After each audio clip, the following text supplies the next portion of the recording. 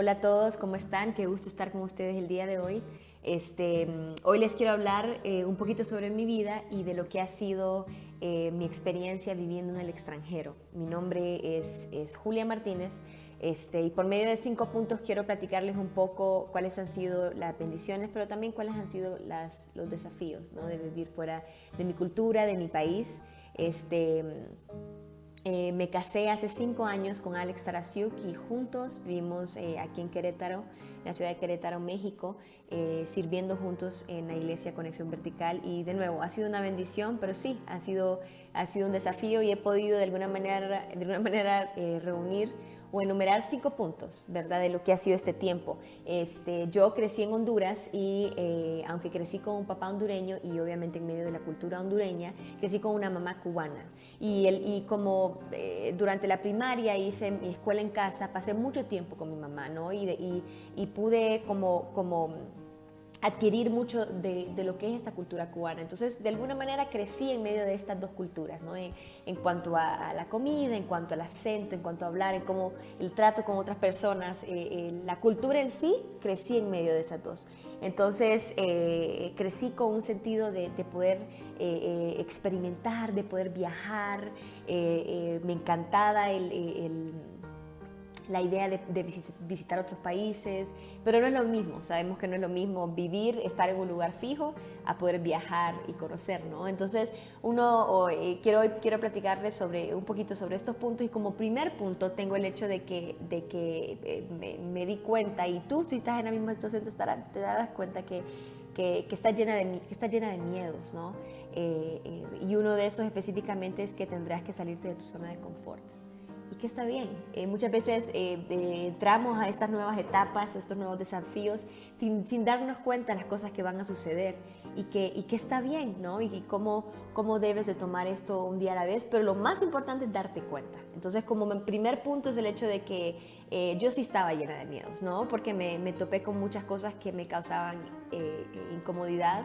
Y como lo mencioné, me salía de mi zona de confort, de lo que yo estaba acostumbrada, de lo que era normal para mí. Tenía que salirme, ¿no? Y tomar ese desafío. Como segundo punto, me di cuenta de que mi círculo familiar se había reducido. Yo crecí en una familia muy grande, somos 7 hermanos, y crecimos con un sentido de unidad, con un sentido de que siempre, ¿verdad?, estábamos en contacto el uno con el otro. Entonces somos de edades muy cercanas. Entonces sí, me di cuenta que mi círculo se redujo, ¿no? Y eso es algo que tú tienes que darte cuenta. En mi caso se redujo a mi esposo y ahora a mi hijo, ¿no?, de casi 2 años. Y pude vivir de una manera más específica y literal, si pudiera decirlo de esa manera, el versículo que dice que dejará a su padre y a su madre y se unirá a su mujer, ¿no? O se unirá a su hombre, por decirlo así. Entonces ya se vuelven una familia, ¿no? Entonces pude vivir de alguna manera ese versículo de una manera ya literal, ¿no?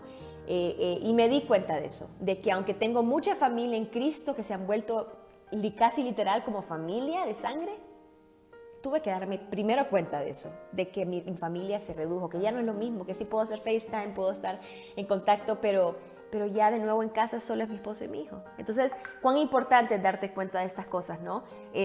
Como tercer punto, me di cuenta que se me hizo un poco más difícil intimar con otros. Yo, siendo hondureña, no me crié con chamoy, no me crié con el Chavo del Ocho, no me crié con unos buenos tacos en cualquier esquina, ¿no? Entonces, como que de alguna manera u otra el tema de conversación se vuelve un poco más complicado. No hay tanto en común y sientes que hay algo que divide, ¿no? Ya sea por tu acento, ya sea por cómo actúas, ya sea por tus gustos. Tal vez te encanta la comida mexicana, pero hay cosas específicas que no te gustan, que no te traen, que no quieres, ¿no? Entonces, como que el tema de conversación se complica un poco más, pero eso va a requerir una intencionalidad mayor de tu parte, ¿no? Y darte cuenta de estas cosas. Como mencioné al principio, queremos vivir muchas veces estas nuevas etapas y dando cuenta que van a haber complicaciones, que van a haber desafíos que poco a poco tienes que ir enfrentando, ¿no? Entonces sí, esa fue una de las cosas fuertes, ese número 3, el darme cuenta que iba a ser más difícil intimar con otros, ¿no? A comparación con intimar con personas de mi misma cultura, ¿no? Como cuarto punto tal vez, dice, tal vez tus amigos o familiares pensarán que fue muy extraño que te fueras a otro país. Tal vez no van a entender, ¿no? Entonces, sí, también serás confrontada con esto, ¿no? Tu familia inmediata, tu familia de sangre o tus amigos más cercanos no van a entender por qué pasar por algo así, por qué pasar por dificultades culturales y muchas otras cosas. Entonces va a llegar un momento donde tú te vas a tener que como volver a esa base del por qué te fuiste, qué es lo que te motiva a seguir en otro país, qué es lo que, ¿verdad? ¿Cuál es el propósito? Entonces vas a tener que reevaluar todas estas cosas cuando llegue esto, cuando llegue este cuarto punto de que muchas personas no van a entender por qué lo hiciste, ¿no? Y tal vez para ellos no va a hacer sentido. Y como último punto, recuerda que todo es nuevo, que todo es diferente. Nosotras como mujeres, específicamente yo, muchas veces, no sé si es por parte de mi inseguridad, pero me gustaría tener todo en orden, ¿no? O prever absolutamente todo, ¿no? Tener como en la mesa y tener todo servido y saber qué voy a agarrar primero, qué no. Y muchas veces no va a ser así. Muchas veces vas a haber momentos en tu vida, etapas en tu vida donde todo va a ser nuevo. Absolutamente, todo va a ser diferente. Cosas básicas como, por ejemplo, cómo haces el supermercado, qué cosas compras, qué cosas no compras, cómo te manejas en la ciudad, qué cosas haces, qué cosas no haces, tu trato con las personas, ¿no? Lo que para ti es normal, lo que para ti se te hace sentido común, tal vez en estos países no, y en otros lados no. Entonces, darte cuenta de que todo va a ser diferente y que está bien, ¿no? Y el hecho de que como dice la palabra, el hecho de que cada día trae su propio afán, cómo puedes tú tener una actitud de llevar un día a la vez, ¿no? Que cada día trae su propio afán y por medio de Cristo y por medio de esa base que tú fuiste formando,